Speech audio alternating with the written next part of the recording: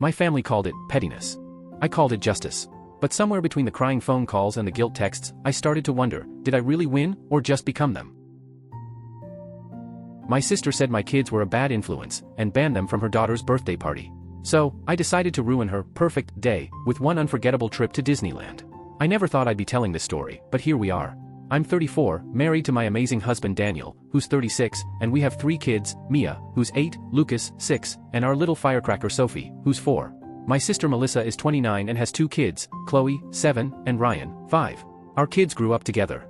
Every birthday, every holiday, every Sunday barbecue, they were inseparable. Or at least, that's what I thought.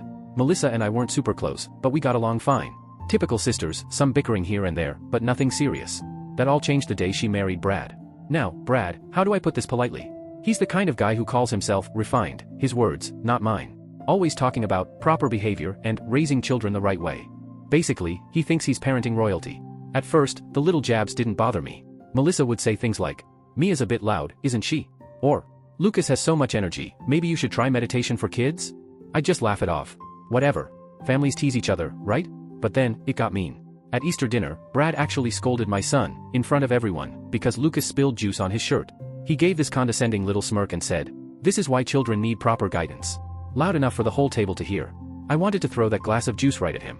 But I bit my tongue. My parents adore Melissa, always have. She's the baby, the golden child who can do no wrong. Meanwhile, I've always been expected to take the high road. Be the mature one.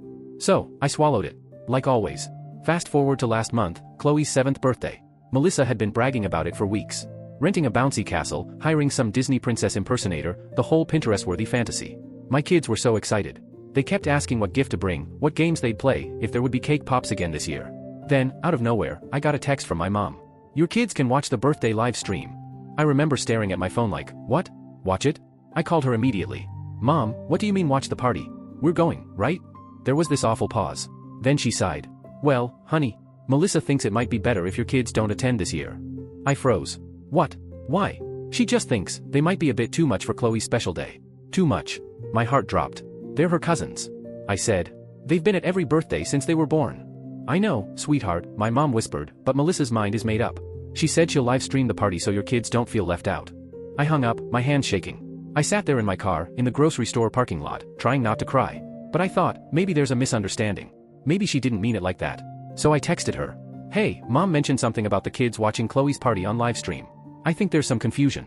Her reply came fast. "No confusion. Sorry, but your kids have a negative impact on mine. I want Chloe's party to be perfect. They can watch from